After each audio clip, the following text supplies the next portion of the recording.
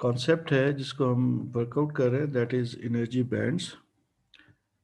तो बेसिकली हम जस्टिफाई करेंगे कि कुछ मटेरियल्स में इलेक्ट्रिकल कंडक्टिविटी है, यानी कंडक्टर्स क्यों हैं, इंसुलेटर्स या सेमीकंडक्टर्स, इन सब में कंडक्टिविटी किस तरह से होगी इलेक्ट्रिसिटी की। तो ये हमने यहाँ पर जो है आज इन्वेस्टिगेट करना है। इससे प्रीवियस जो हमारे पास क्लास में हम लोगों ने जो स्टडी किया था, उसमें हमने कहा था कि अगर हम किसी भी एक आइसोलेटेड एटम को सोचें, यानी जैसे गैस के एटम्स हैं वो एक दूसरे से फार अपार्ट हैं, तो वो आइसोलेटेड एटम्स हैं। तो किसी भी आइसोलेटेड अगर एटम को आप सोचते हैं तो आप कहते हैं कि electrons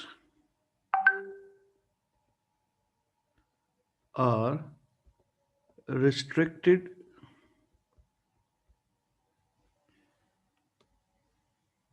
to discrete energy levels. और ये चीज़ आप लोगों ने लास्ट सेशन में समझी थी।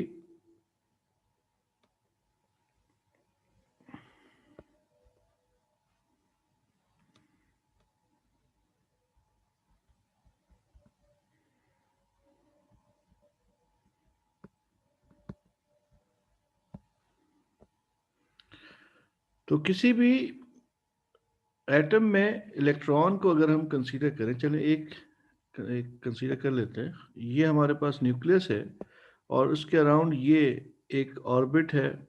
इस ऑर्बिट में ये इलेक्ट्रॉन, एक इलेक्ट्रॉन को मैं यहाँ सोच रहा हूँ, ये इलेक्ट्रॉन ऑर्बिट कर रहा है। तो इस इलेक्ट्रॉन की डेफिनेट एक एनर्जी होगी, इसके पास एक फिक्स्ड अमाउंट ऑफ एनर्जी होगी। वो एनर्जी इसकी काइनेटिक एनर्जी और इसकी पोजीशन, यानी न्यूक्लियस से जो पोजीशन है, उस पोटेंशियल एनर्जी की वजह से हम कह रहे हैं कि इसके पास एक डिस्क्रीट एनर्जी स्टेट है इसकी। ठीक है। और दूसरे अल्फाज में हम ये कह रहे थे कि ये इस डिस्टेंस पे, यानी पोटेंशियल एनर्जी को जस्टिफाई कर रहा हूँ कि इस रेडियस पे, जिस रेडियस पे ये इस वक्त है, यहाँ पर ये एक स्टैंडिंग वेव बना रहा होगा, इसलिए ये अपनी एनर्जी रेडिएट नहीं करेगा। याद आ गया होगा आपको, आई होप, बोहर के कॉन्सेप्ट थे। तो किसी भी इलेक्ट्रॉन को अगर आप एक आइसोलेटेड एटम में सोचते हैं तो आप कहते हैं यार उसकी जो पोजीशन है और उसके पास जो मोशन है, उसकी वजह से जो उसकी एनर्जी है वो उसके डिस्क्रीट एनर्जी लेवल को डिफाइन करती है। जिसकी एग्जांपल अगर आप इसको एक और शेल इसके साथ ऐड कर देते हैं, चलें एक और पॉसिबल पोजीशन, तो अब इसकी पोजीशन जो है, जो इसकी यहाँ से रेडियस डिफरेंट होगा, इसका एनर्जी लेवल डिफरेंट होता जाएगा, इसकी मोशन डिफरेंट होती जाएगी, क्योंकि इलेक्ट्रोस्टैटिक जो इसके ऊपर पुल है that is inverse proportional with r square, वो भी डिफर कर रही होगी। तो इसलिए हमारे पास ये वेरिएबल्स, इसके एनर्जी स्टेट्स जो हैं वो चेंज होती जाएंगी। तो ये मेरा कॉन्सेप्ट था प्रीवियस जो हमारे सेशंस थे उसमें से सिखाया हुआ, जिसको मैंने यहाँ पर आपको रिकॉल कराया। अच्छा बेटा, अब ये जो है ना, ये तो था एक आइसोलेटेड एटम ना। अब हम यहाँ पर एक सॉलिड को कंसीडर करते हैं, और ये मैं एक स्मॉल सर्कल्स बना रहा हूँ। तो यूँ समझ लें कि ये सॉलिड के एटम्स के, यूँ समझें आप कि ये न्यूक्लियस है। और इनको थोड़ा सा जूम कर लेते हैं, सिर्फ यही कंसीडर कर लेते हैं, और इससे आपको बहुत सारी चीज़ें क्लियर हो जाएंगी। तो इसमें इसके अराउंड ये जो मैं यहाँ पर ये डॉट्स ऑरेंज बना रहा हूँ, ये समझें कि ये इलेक्ट्रॉन्स हैं। अब सॉलिड एटम को अगर आपको मैं थोड़ा सा ओ लेवल्स की तरफ ले जाऊँ, आपको काइनेटिक मॉलिक्यूलर थ्योरी जब पढ़ाई जा रही थी तो उस वक्त आपको समझाया गया था कि ये अगर आपके पास एटम्स हैं और इन एटम्स का फर्ज करते हैं, ये बहुत ज़्यादा, यहाँ पर ये एक डॉट लगा देते हैं, इसको बल्कि जूम करता हूँ, मैं कोशिश करता हूँ जूम हो जाए। कहाँ जा रहा है भाई? तो ये हमारे पास 2 डॉट्स आपको, ये मैंने ऑरेंज, ये इलेक्ट्रॉन्स हैं, ठीक है। अब ये अगर एटम आपके पास, इसको अगर मैं मार्क कर दूं एज ए, ये बी है और ये सी है, तो बी और सी की इंटरेक्शन अगर हम सोचते हैं तो हम कहते हैं यार ये दोनों एक दूसरे से रिपेल होंगे, अपार्ट जाएंगे। ऐसे ही ज़रा इमेजिन करें ये बी का इलेक्ट्रॉन यहाँ आ जाए और ए का इलेक्ट्रॉन यहाँ है, तो ये एक दूसरे को रिपेल करेंगे, तो ए यहाँ पे मूव करेगा और बी यहाँ चला जाएगा। तो मेरा इंटरेस्ट इस बी की मोशन में, इन तीन में से, तो इसकी अगर आप मोशन को सोचेंगे तो इसकी मोशन यूँ वाइब्रेटरी होगी, ऑसिलेटरी मोशन होगी। तो यहाँ से हम ओ लेवल्स में आपको सिखाते थे कि सॉलिड के एटम्स टाइटली पैक्ड होते हैं। जब वो टाइटली पैक्ड होते हैं तो वो एक दूसरे की इलेक्ट्रिक फील्ड में रिजाइड कर रहे होते हैं, वो एक दूसरे को क्या कर रहे होते हैं, पुश कर रहे होते हैं, जिसकी वजह से वो कंटिन्यूसली वाइब्रेट कर रहे हैं, ठीक है। अब ऐसे ही एक सॉलिड मैंने यहाँ कंसीडर किया हुआ, इसके इन एटम्स के सराउंडिंग में बेटा ये मैंने सिर्फ एक इलेक्ट्रॉन कंसीडर किया है, ठीक है। इस वन के सराउंडिंग में एक इलेक्ट्रॉन कंसीडर किया। इस एक इलेक्ट्रॉन पे सराउंडिंग से बहुत सारे एटम्स एक ही वक्त में इंटरेक्ट कर रहे होंगे। उस इंटरेक्शन की वजह से इस इलेक्ट्रॉन की काइनेटिक और पोटेंशियल एनर्जीज का सम किया जाए, तो ये काइनेटिक और पोटेंशियल एनर्जीज का सम जो है, ये इस सेकंड इलेक्ट्रॉन, ये इलेक्ट्रॉन 2 इसको लिखता हूं, इसके बराबर कभी भी नहीं होगा, इससे डिफरेंट होगा।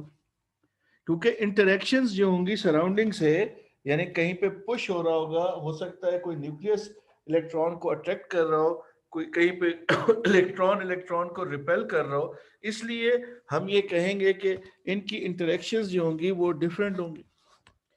तो अगर मैं वैलेंस इलेक्ट्रॉन सोच रहा हूँ, ठीक है, ये सारे वैलेंस इलेक्ट्रॉन है, रिमेंबर दैट। तो इसका मतलब ये है कि अगर मैं किसी वैलेंस इलेक्ट्रॉन के लिए अगर एक ये एनर्जी की स्टेट सोच रहा हूँ एक इलेक्ट्रॉन के लिए, तो जो दूसरा इलेक्ट्रॉन होगा इसके सराउंडिंग में, उसकी एनर्जी की स्टेट समवेयर यहाँ हो सकती है, तीसरे की यहाँ हो सकती है, चौथे की यहाँ हो सकती है। ये इतने क्लोजली पैक्ड होते हैं एक दूसरे से कि अगर मैं इन सब की इन एनर्जी स्टेट्स को अगर कंबाइन कर देता हूं तो ये एक एनर्जी बैंड बन जाती है।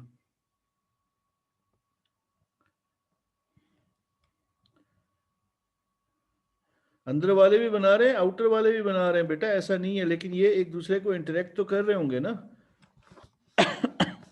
ये मूव तो वो भी कर रहा होगा बेटा, इलेक्ट्रॉन तो अंदर वाले भी मूव कर रहे होंगे। तो क्योंकि मेरे पास दो तरह के शेल्स हैं ना, मैंने सिर्फ एक वैलेंस शेल को, क्योंकि मुझे कंडक्टिविटी सोचनी है ना, ठीक है ना। तो किसी भी केमिस्ट्री में आपने पढ़ा है ना, इलेक्ट्रॉन के लिए जो पॉसिबिलिटीज हैं वो बहुत ज्यादा होती हैं, तो वो जितनी भी पॉसिबिलिटीज हैं हर एक पे certain definite amount of energy उसकी स्टेट होगी, एनर्जी के डिस्क्रीट लेवल होगा, ठीक है। ऐसे ही यहाँ पर इन इलेक्ट्रॉन्स के लिए मैंने सोचा है, तो यहाँ पर इन सब की इन एनर्जी स्टेट्स को जब मैंने मिलाया तो मेरे पास एक एनर्जी बैंड बन गई, ठीक है। तो ये एनर्जी बैंड्स जो बनती हैं, ये एनर्जी बैंड्स कैसे बन रही हैं सॉलिड्स के अंदर, आई होप कि ये आपको बात जो है यहाँ पे क्लियर हो जानी चाहिए कि एनर्जी बैंड्स जो हैं वो किस तरह से फॉर्म होती हैं, ठीक है।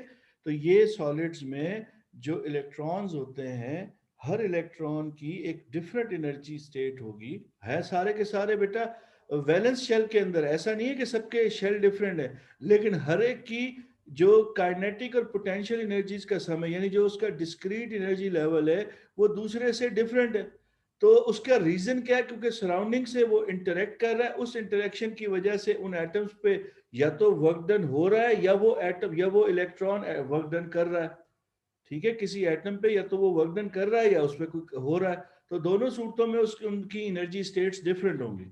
तो इसलिए बेटा हमारे पास जो है, यहाँ पर हम एक रेक्टेंगुलर बैंड बनाते हैं और हम कहते हैं कि इसमें कंटिन्यूसली, यहाँ से अगर मैं इसको मार्क कर देता हूँ ए और इसको बी, तो इस ए और बी के बीच में कंटिन्यूस जो है एनर्जी स्टेट्स होंगी, किसी इलेक्ट्रॉन की प्रोबेबिलिटीज होंगी उसके वहां पर एग्जिस्ट करने की, ठीक है।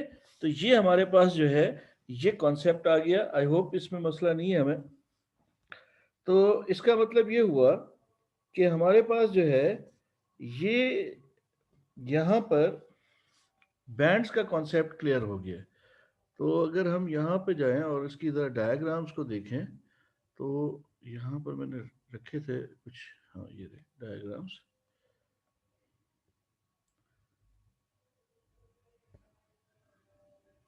तो ये हमारे पास जो है बेटा डायग्राम्स हैं इंसुलेटर, सेमीकंडक्टर्स और कंडक्टर्स की। ये जो बैंड्स बन रही हैं ये वैलेंस बैंड, वैलेंस इलेक्ट्रॉन्स की प्रोबेबिलिटीज हैं, कंटिन्यूस बैंड्स हैं, ठीक है। उसके बाद एक कंडक्शन बैंड है।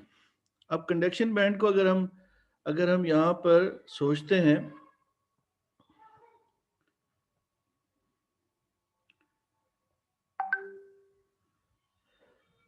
the valence electrons are not tightly held to the nucleus, due to which few of these valence electrons leave the outermost orbit even at room temperature and become free electron.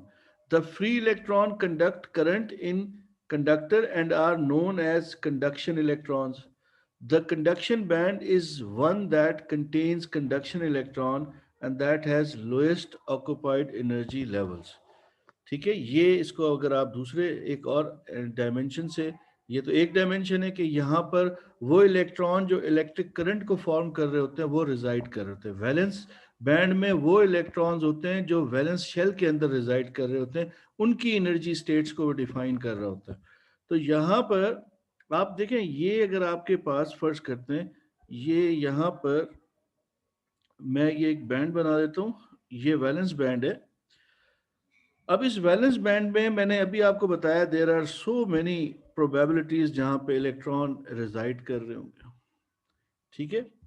तो इन्हीं electron में ये जो यहाँ पर हमने atoms बनाए थे, इन्हीं के अंदर ऐसे भी हमारे पास इलेक्ट्रॉन्स होंगे जो जिनके पास इतनी एनर्जी होगी कि वो इजीली न्यूक्लियस से अवे जाकर फ्री इलेक्ट्रॉन बन के कंडक्ट हो सकते होंगे।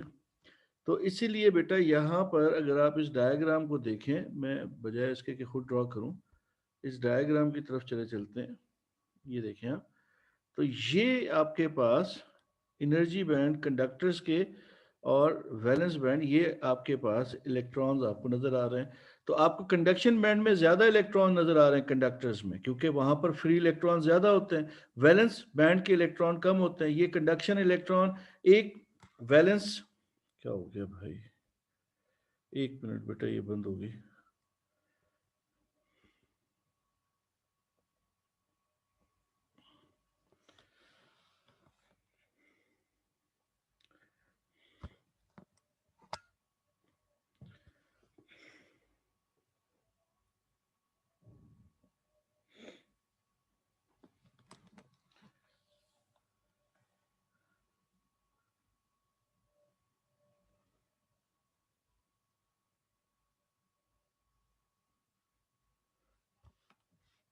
तो इसमें हमने यहाँ पर आपको ये समझाने की कोशिश की कि ये एक दूसरे को ओवरलैप कर रहे हैं, एक दूसरे के करीब तरीन है। इलेक्ट्रॉन्स जो हैं वो कंटिन्यूसली वैलेंस और कंडक्शन बैंड में मूव कर रहे हैं।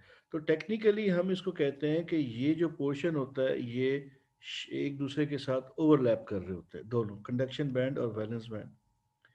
बिल्कुल ऐसे ही कुछ यहाँ पे आप सोचें, आप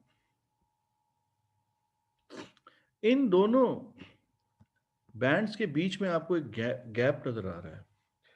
तो इसको हम लोग ए लेवल्स में हम लोग इसको कहते हैं एनर्जी गैप। ये हमारा क्योंकि देखें वाई एक्सिस पे मैंने एनर्जी प्लॉट की हुई है, तो ये एनर्जी गैप है।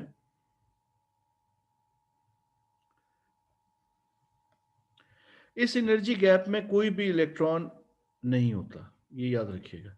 एनर्जी बैंड जो एनर्जी गैप जो होता है ये एम्प्टी होता है। तो ये जो एनर्जी गैप है या बैंड का गैप है जो इन दो के दरमियान, ये एनर्जी का डिफरेंस है between conduction and valence band. यानी ये अगर फर्ज करते हैं, मैं इसको कंसीडर कर लेता हूँ कि ये मेरे पास जो है वो एक सिलिकॉन है, फर्ज करते हैं। तो 1.6 इलेक्ट्रॉन वोल्ट, अगर यहाँ पर ये एक इलेक्ट्रॉन है, इस इलेक्ट्रॉन को by any means 1.6 electron volt की एनर्जी मिल जाए तो ये यहाँ से जंप करके यहाँ चला जाएगा और ये एक फ्री इलेक्ट्रॉन बन के जो है कंडक्शन शुरू कर देगा। यानी यहाँ पर हम ये समझाना चाह रहे हैं कि आप जो है किसी भी सेमीकंडक्टर को, सेमीकंडक्टर मटेरियल में जब उसमें वैलेंस बैंड के इलेक्ट्रॉन को जब आप एनर्जी देते हैं, वो उस एनर्जी को एब्जॉर्ब करता है, एब्जॉर्ब करके कंडक्शन बैंड में जाता है और कंडक्शन बैंड में जाने का मतलब क्या है, फ्री इलेक्ट्रॉन बन गया, यानी इलेक्ट्रिकल कंडक्टिविटी स्टार्ट हो गई। ठीक है। अब कंडक्टर इसका जो हमारे ये सेमीकंडक्टर्स हैं इनके बिहेवियर को जरा गौर से आप समझें। यहाँ पर ये एक इलेक्ट्रॉन है, इस इलेक्ट्रॉन को एनर्जी मिली और ये यहाँ चला गया। अब जब ये वैलेंस बैंड से कंडक्शन बैंड में इलेक्ट्रॉन ट्रांसमिट हो गया, अब ये क्या करेगा, ये बेटा यहाँ पर जो इसके पीछे जहां से ये स्केप करके जा रहा है वहां पर ये क्या बना देगा, वहां पर ये एक होल बना देगा। And you know that semiconductors में जो होल्स हैं, तो holes are positively charge energy carriers होते हैं और इलेक्ट्रॉन जो है वो पी एन टाइप में नेगेटिवली चार्ज एनर्जी कैरियर्स हैं। तो किसी भी सेमीकंडक्टर में जब वैलेंस बैंड से कंडक्शन बैंड में इलेक्ट्रॉन ने ट्रांसमिट होना है, ट्रांसफर होना है, तो वो वैलेंस बैंड में एक होल बनाता हुआ कंडक्शन बैंड में चला जाएगा। अब आपके पास एक नहीं दो चार्ज कैरियर बन गए, एक होल और एक नेगेटिव इलेक्ट्रॉन। ये बड़ी इंपॉर्टेंट बात है कि जब भी whenever you provide energy to valence band electrons in semiconductor, they are raised to conduction band।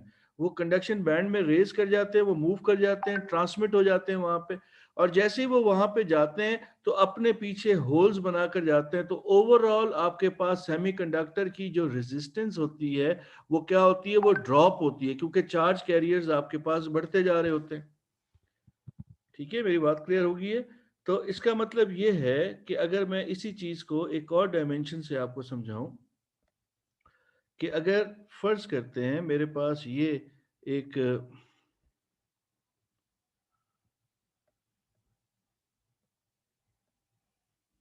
Semiconductor है, ठीक है, और ये मेरा एक इलेक्ट्रॉन है। अब मैं इस इलेक्ट्रॉन पे यहां से ये एक फोटोन को फॉल करा रहा हूं। आई होप आप समझ गए होंगे कौन सा ये सेमीकंडक्टर है। ये LDR है, लाइट डिपेंडेंट रेजिस्टर। तो लाइट डिपेंडेंट रेजिस्टर के लिए हमारी थ्योरी क्या है, हमारी थ्योरी है कि लाइट इंटेंसिटी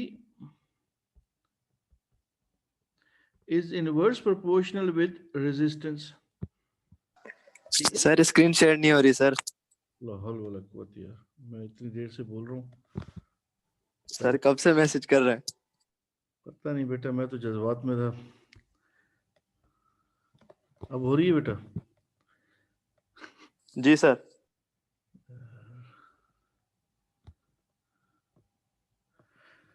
चलो बेटा शुरू से स्टार्ट करें। सेमीकंडक्टर्स के लिए अरे वाह उड़ा दिए हूँ।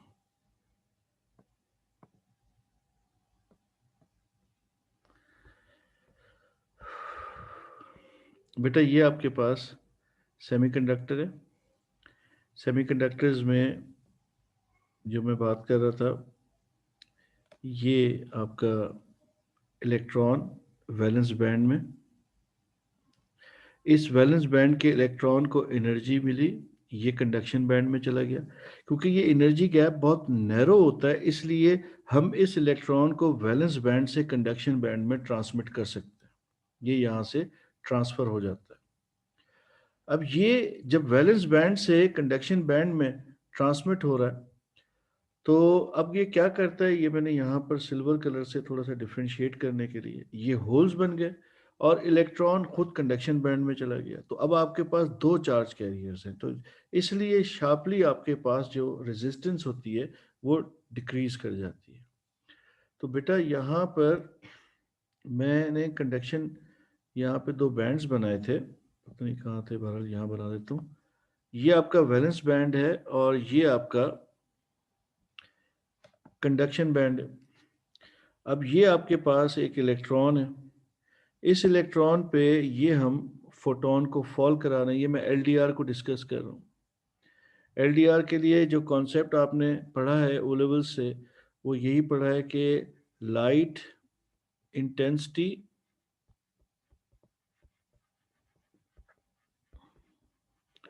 is inverse proportional with resistance of LDR। तो बेटा लाइट इंटेंसिटी को आपने, पहली बात तो लाइट इंटेंसिटी को आप किस टर्म में सोचेंगे? लाइट इंटेंसिटी को आपने सोचना है नंबर ऑफ फोटॉन्स की टर्म में, number of photons falling per unit time. I hope सब बात समझ गए। क्वांटम फिजिक्स में इंटेंसिटी का मतलब ही यही है, number of photons per second. ठीक है, तो अब जरा सोचें, यहाँ पर सिर्फ एक फोटोन है, ये एक फोटोन मैंने कंसीडर किया है। ये एक फोटोन इस इलेक्ट्रॉन के साथ इंटरेक्ट कर रहा है। ठीक है, ये जब एक फोटोन इसके साथ इंटरेक्ट कर रहा है तो ये इस एक इलेक्ट्रॉन को क्या करता है? इस एक इलेक्ट्रॉन को यहाँ से ये ट्रांजिट कराता है, ये यहाँ से ट्रांजिट करके इलेक्ट्रॉन यहाँ चला जाता है ऊपर, ये यहाँ आ गया, और आपके पास ये जो पीछे अपने क्या छोड़ गया, यहाँ पे एक होल बना दिया। और you know hole are the positively charge carrier, ये पॉजिटिवली चार्ज कैरियर्स हैं और ये नेगेटिवली चार्ज कैरियर आ गया। ठीक है, तो मैंने आपको जब रेक्टिफिकेशन पढ़ाई थी उस वक्त मैंने होल्स की फॉर्मेशन वगैरह क्लास में एनिमेशन में दिखाई थी कि किस तरह से स्केप कर रहे थे और जंप कर रहे थे, वो आपको याद आ जाएगी। तो ये फोटोन एक है। अब अगर आप सोचें, इस एक फोटोन ने क्या किया? दो चार्ज कैरियर प्रोड्यूस किए। अब अगर आप यहाँ पर एक के बजाय फर्स्ट करते, हम यहाँ पर 10 फोटॉन्स फॉल कराएंगे, तो जब 10 फोटॉन फॉल कराएंगे तो यूं समझें कि 10 इलेक्ट्रॉन ट्रांजिट होंगे। 10 इलेक्ट्रॉन ट्रांजिट होंगे तो अपने पीछे वो होल्स बनाएंगे, यानी जो वैलेंस बैंड है वहां पर होल्स बनाते हुए कंडक्शन बैंड में वो ट्रांजिट हो जाएंगे। तो ओवरऑल आपके पास एनर्जी कैरियर चार्ज जो है उसकी क्वांटिटी बढ़ गई। आपको पता है जब भी करंट बढ़ता है तो रेजिस्टेंस कम हो जाती है। इसका मतलब जब आप इसको एलडीआर को, आप इसको जब इलेक्ट्रिकल सर्किट में स्टडी कर रहे होंगे तो करंट शार्पली इंक्रीज करना शुरू हो जाएगा। तो करंट जब शार्पली इंक्रीज करेगा तो इसका मतलब क्या हुआ? इसका मतलब resistance of LDR is decreasing. तो what happens when the photon is falling on the electrons? LDR में photons जब fall करते हैं, these photons give rise to electrons to conduction band। ये conduction band में चले जाते हैं और conduction band में जाकर ये valence band में hole बनाते हुए जाते हैं। अब आपके पास क्या होता है बेटा? अब आपके पास चार्ज कैरियर की क्वांटिटी बढ़ती जाती है, तो ओवरऑल रेजिस्टेंस ऑफ एलडीआर जो है वो आपके पास डिक्रीज करता है। ठीक है, तो ये आपके पास आपके सिलेबस का जो लर्निंग आउटकम है कि आपको एलडीआर की रेजिस्टेंस कैसे फॉल करती है, ये मैंने समझा दिया यहाँ पे। दूसरा पॉइंट यहाँ पे समझने का जो है वो ये है कि ये आपके पास एक वैलेंस बैंड है और ये आपके पास कंडक्शन बैंड है। तो कंडक्शन बैंड में आपके पास फर्ज करते हैं ये एक इलेक्ट्रॉन है, आपने इस मटेरियल को, इस सेमीकंडक्टर को हीट एनर्जी प्रोवाइड की, तो इसका जो टेम्परेचर है वो इंक्रीज करने लग गया। अब इस इलेक्ट्रॉन के पास इतनी एनर्जी आ जाती है कि ये इलेक्ट्रॉन अपने वैलेंस शेल से जंप करके ये कंडक्शन बैंड में चला जाता है, ये यहाँ आ जाता है ट्रांजिट होके, और अपने पीछे ये क्या बना देता है? एक होल बना देता है यहाँ पे। तो अब आपके पास टेम्परेचर के बढ़ने से इलेक्ट्रॉन्स जो थे वो वैलेंस बैंड से कंडक्शन बैंड में ट्रांसमिट हो रहे हैं, ट्रांसफर हो रहे हैं। इसकी वजह से आपके पास ओवरऑल जो इसकी रेजिस्टेंस है टेम्परेचर के बढ़ने के साथ साथ, वो रेजिस्टेंस क्या होती जा रही है? वो कम होती जा रही है। ठीक है, तो इस डिवाइस को, इस को आप क्या कहते थे? इसको आप थर्मिस्टर, टेम्परेचर सेंसर ये कहते थे। तो इसका मतलब जब भी आप टेम्परेचर को इंक्रीज करेंगे किसी भी थर्मिस्टर के लिए, तो क्या होता है? जो इलेक्ट्रॉन्स होते हैं वैलेंस बैंड के, वो उस एनर्जी को गेन करके कंडक्शन बैंड में ट्रांसमिट हो जाते हैं। जब वो वहां पर ट्रांजिट करते हैं तो उसमें ट्रांजिट करते हुए वो पीछे अपने होल्स बनाते हैं वैलेंस बैंड पे, और खुद वो कंडक्शन बैंड में आ जाते हैं। Overall the charge carrier for thermistor have increased, so the resistance of thermistor decreases. ठीक है, तो ये सेमीकंडक्टर का बेटा बिहेवियर आपके सिलेबस में, इससे ज़्यादा आपने सोचना नहीं है, बस इतना सही काम है, इससे ज़्यादा डेप्थ में नहीं जाना आपने। इसके बाद एक और मटेरियल है, और वो मटेरियल अगर आप यहाँ देखें तो ये आपके पास इंसुलेटर्स हैं। इनका जो आपको बैंड गैप या एनर्जी गैप नज़र आता है, इसको हम कहते हैं फॉरबिडन एनर्जी गैप। ये फॉरबिडन एनर्जी गैप है। ये गैप इलेक्ट्रॉन्स जो है, ये यहाँ पर जो इलेक्ट्रॉन है, ये वैलेंस बैंड से कंडक्शन बैंड में आ ही नहीं सकता, इसको इतनी एनर्जी मिल ही नहीं सकती। उसका रीज़न ये है कि वैलेंस बैंड में जो इलेक्ट्रॉन्स हैं, अगर आप उनको एनर्जी देना शुरू करें, यानी इस मटेरियल को आप एनर्जी देना शुरू करेंगे, एक सर्टेन पॉइंट ऐसा आएगा कि ये मटेरियल अपनी स्टेट को चेंज करना शुरू कर देगा। दोबारा समझें, बड़ी इंपॉर्टेंट बात है, टेक्निकल बात कर रहे हैं कि हमारे पास इन दो कंडक्शन बैंड और वैलेंस बैंड के बीच में बहुत ज़्यादा गैप है। इस गैप को हमारे जहन में ख्याल आता है कि यार इस गैप को ओवरकम किया जा सकता है। फर्ज करते हैं मैं कहता हूँ यार ये गैप जो है 6 इलेक्ट्रॉन वोल्ट के इक्वल है। अब इस 6 इलेक्ट्रॉन वोल्ट की एनर्जी अगर मैं इस एटम इस इलेक्ट्रॉन एक इलेक्ट्रॉन को दे दूं, तो वो यहाँ से कंडक्शन बैंड में आ जाएगा। तो ये कंडक्शन बैंड में जब मैं 6 इलेक्ट्रॉन वोल्ट की एक इलेक्ट्रॉन को एनर्जी देने की कोशिश करूंगा, तो अभी तक 6 तक मैं पहुंचा भी नहीं हूँगा कि ये जो मटेरियल होगा, ये जो इंसुलेटर है, ये अपनी स्टेट को चेंज करना शुरू कर देगा। तो इसलिए हम we are not able to provide sufficient amount of energy to valence electron कि वो फ्री इलेक्ट्रॉन बन सकें। इसलिए अगर आप देखें तो इंसुलेटर्स का जो कंडक्शन बैंड है वो एम्प्टी है और जो कंडक्शन बैंड सेमीकंडक्टर्स का है वो पार्शियली फिल्ड है। और जो कंडक्शन बैंड वैलेंस इनका है कंडक्टर्स का है, ये कंप्लीटली फिल्ड है, मतलब ये हाफ से भी ज़्यादा फिल्ड है। तो ओवरलैप कर रहा है, हाफ भी नहीं, हाफ भी गलत गलत बात होगी, ओवरलैपिंग कर रहे हैं कंडक्शन और वैलेंस बैंड। ठीक है, ये बात क्लियर होगी। आई होप ये आपको, इंसुलेटर्स में इतनी एनर्जी आप प्रोवाइड ही नहीं कर सकते कि वो मूव कर सकें। तो असल में सेमीकंडक्टर्स है जिसकी हमने बात कर ली है। ठीक है, अब सवाल ये पैदा होता है कि आपके पास जो, फर्ज करते हैं मेटल की वायर है, मेटल की वायर में टेम्परेचर फिर कैसे बढ़ता है? तो इलेक्ट्रॉन्स जब मूव करते हैं तो दे सफर कोलिजन विद द एटम्स। वो एटम्स के साथ कोलिजन उनके होते हैं, उसकी वजह से एटम्स की वाइब्रेशंस बढ़ जाती हैं, और एटम्स की वाइब्रेशन बढ़ने से resistance of the metal conductor जो है वो इंक्रीज हो जाती है। ये दोबारा से सोचें, ये एक मेटल की वायर है और उसमें ये एक एटम है, और ये इलेक्ट्रॉन आ रहा है, फर्ज करते हैं ये इसको हिट करता हुआ आगे चला जाता है, और ये जो एटम यहाँ पे वाइब्रेट कर रहा था, इसकी इस एनर्जी की वजह से, कोलिजन की वजह से इसको एनर्जी मिलेगी, इसकी वाइब्रेशंस बढ़ जाएंगी। तो यहाँ पर जो दूसरा इलेक्ट्रॉन आ रहा होगा, इसका इसके साथ इंटरेक्ट करने की प्रोबेबिलिटीज बढ़ जाएंगी, यानी difficulty to the flow of charge increase हो जाएगी।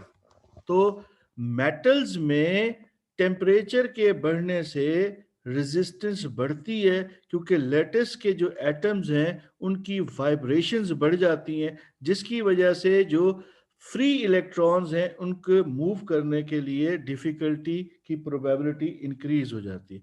वाइल इन सेमीकंडक्टर्स आप टेम्परेचर बढ़ाते हैं तो क्या होता है, the valence electron gains energy, और वो गेन करके कंडक्शन बैंड में जाता है, जिसकी वजह से होल्स और इलेक्ट्रॉन्स दो चार्ज कैरियर प्रोड्यूस हो जाते हैं, और ओवरऑल आपके पास थर्मिस्टर की रेजिस्टेंस जो होती है वो फॉल कर जाती है।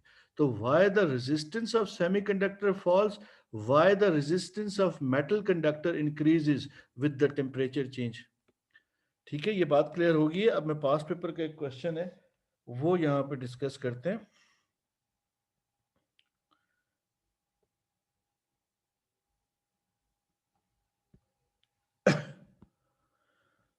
अल्लाह अकबर।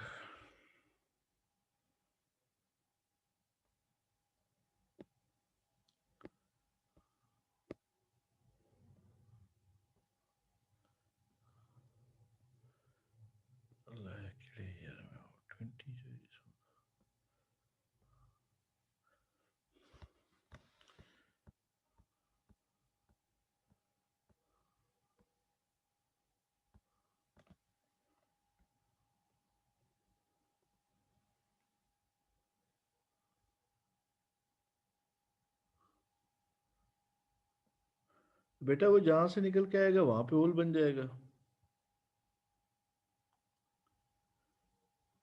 एक मिनट, ये देखते हैं क्या चीज है।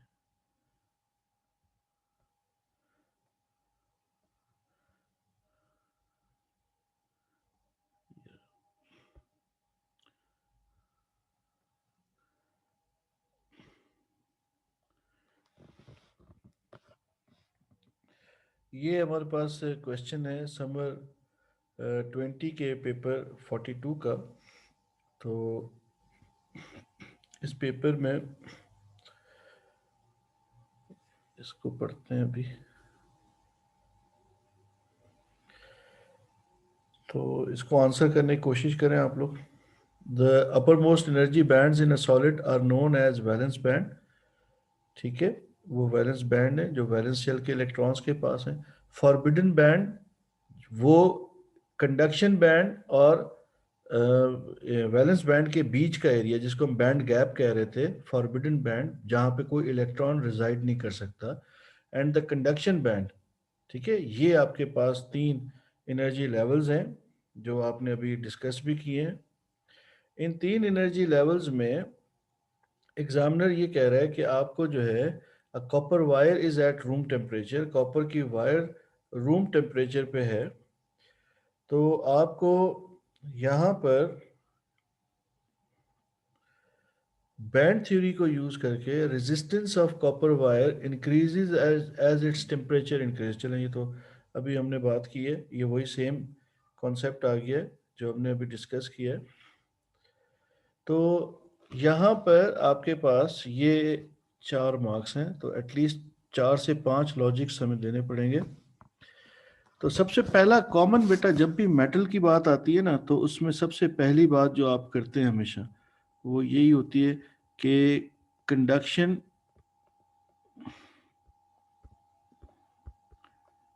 Band and valence band overlap each other. ये बात आपने हमेशा याद रखनी है। ये आपने जो है एग्जामिनर को बतानी है कि ये एक दूसरे को ओवरलैप कर रहे होंगे। ठीक है, ओवरलैप में एक पी होता है। ये हो गया 1 मार्क, समझे हमारा। अब उसके बाद हमें सोचना है कि हमारे पास जो है टेम्परेचर इसका इंक्रीज हो रहा है। तो टेम्परेचर इंक्रीज करने से अगर मैं करंट की इक्वेशन यहाँ पे सोचता हूँ तो I is equals to NaVe। तो ये कंडक्शन बैंड और सब में ये जो चार्ज डेंसिटी होती है ये असल में इफेक्ट कर रही है। ठीक है, अब देखें ना, अब मैं आपको एक बात बताऊं। अगर आप इसी कॉन्सेप्ट को सेमीकंडक्टर पे सोचते हैं तो आप कैसे एक्सप्लेन करेंगे? आप बताएंगे there is a narrow gap between conduction band and valence band. सबसे पहले तो आपने उसकी डिस्क्रिप्शन बताई। ठीक है, ये आपके पास वैलेंस बैंड है और ये कंडक्शन बैंड है। अब आप बताएंगे कि आपने जैसे ही ये जो इलेक्ट्रॉन को एनर्जी मिली वो ऊपर चला गया, ये इलेक्ट्रॉन अपने पीछे एक उसने वैलेंस बैंड में एक होल बना दिया। ओवरऑल आपके पास जो एनर्जी कैरियर्स हैं जिनको चार्ज डेंसिटी की टर्म में अगर आप सोचेंगे तो चार्ज डेंसिटी आपको एस में याद होगी, n was number of charges per unit volume. ठीक है, तो ये आपके पास जो है चार्ज डेंसिटी आपके पास ओवरऑल ये एन जो है यहाँ पे ये इंक्रीज करेगा।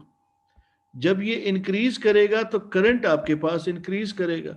करंट इंक्रीज करेगा तो सेमीकंडक्टर की रेजिस्टेंस क्या हो जाएगी? डिक्रीज हो जाएगी। ये बेसिकली अगर इसको सही उन की वर्ड्स की टर्म में सोचा जाए तो इस तरह का कुछ काम हो रहा है। ठीक है, अब कुछ यहाँ पर आपको यही बात एग्जामिनर चाहता है कि आपने यहाँ पे कंपेयर करनी है। तो सेकंड लॉजिक आपका ये बनेगा क्योंकि कॉपर है तो फॉर कॉपर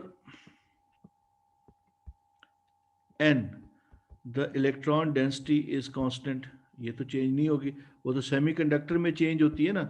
जितने इलेक्ट्रॉन्स जंप करते जाएंगे उतने आपके पास चार्ज कैरियर्स के नंबर में चेंज आता जाएगा। उसके बाद अब क्या होगा? अब होगा ये कि आप कहेंगे कि increase in temperature,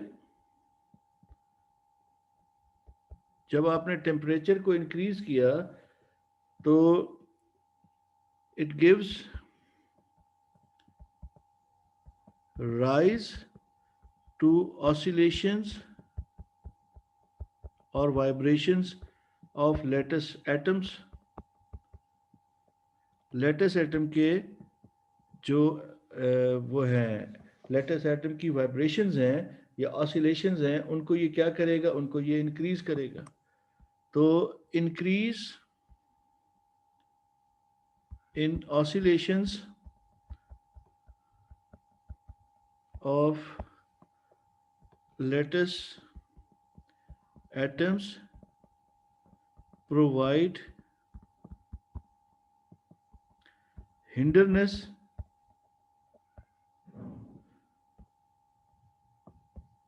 to the flow of charge।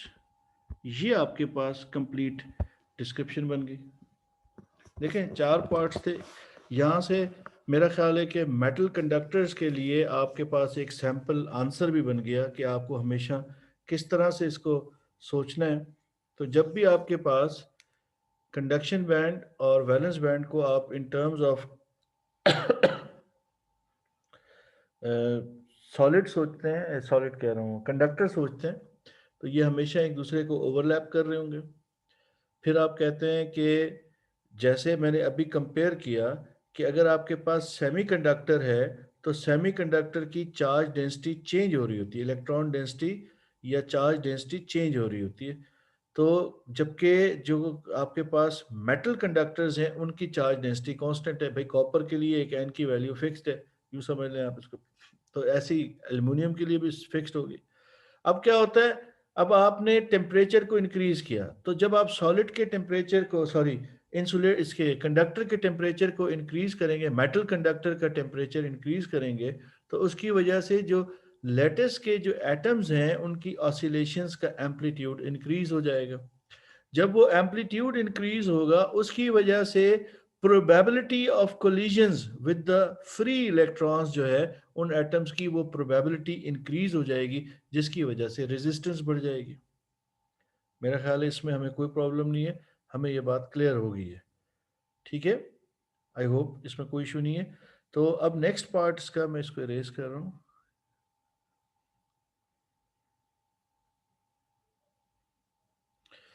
The structure of copper crystal is to be examined using electron diffraction। Electron diffraction से इसको examine किया जा रहा है। Electrons having been accelerated from rest through a potential difference are incident on crystal. The de Broglie wavelength lambda of the electrons is 2.6 into 10 power minus 11। तो आपको accelerating potential difference find करना है। तो ये अब आपको काम करना है, एक्सेलरेटिंग पोटेंशियल डिफरेंस आपको फाइंड करना है। डी ब्रोगलीज वेवलेंथ उसने आपको दे दी है, 4 मार्क्स का क्वेश्चन है। अच्छा सॉल्व करते हैं इसको।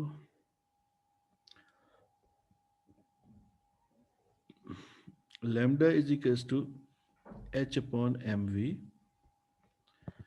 और potential difference accelerating P D is kinetic energy provided per unit charge. तो चेंज इन काइनेटिक एनर्जी यानी जो energy given per unit charge. अच्छा तो अब आपको यहाँ से अगर हम v को फाइंड कर लें, वेवलेंथ उसने दी है हमें, m हमारे पास इलेक्ट्रॉन का नोन है। चलें जी, हो गया सॉल्व। तो v is equal to h upon m lambda. This v is speed, remember that, and this one is pd। तो it's 6.63 into 10 power minus 34 upon mass of electron, that is 9.11 into 10 power minus 31। That's from the data sheet. And lambda is given to us as 2.6 into 10 power minus 11. So we'll calculate speed from this.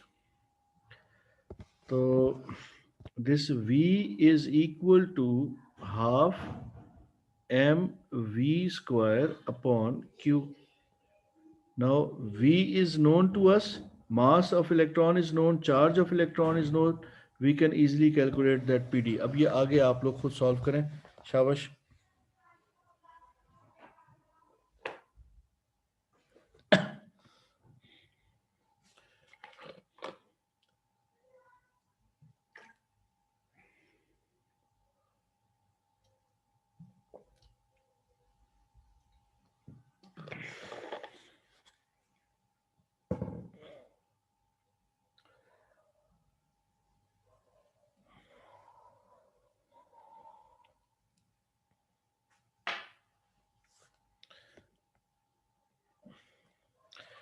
2.8 into 10 power 7. देखते हैं बेटा दूसरों का answer क्या आता है.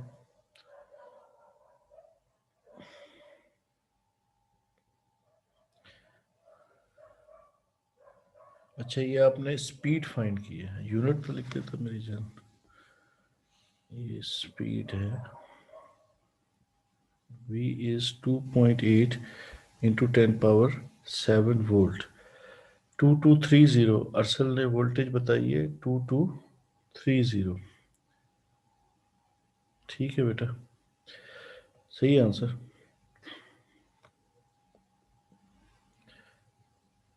0.5 into 9.11 into 10 power minus 31 into 2.8 into 10 power 7 square upon 1.6 into 10 power minus 19. तो ये आपके पास 2230 वोल्ट्स यानी 2.2 into 10 power 3 वोल्ट, 2200 वोल्ट.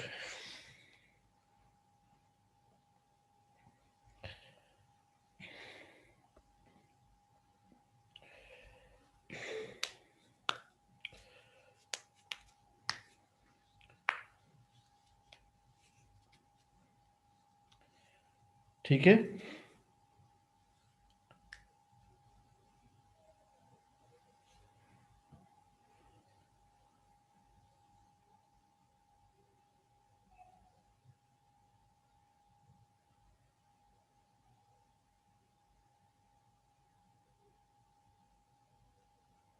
इसमें अब कोई प्रॉब्लम नहीं है, सबने सॉल्व कर लिया.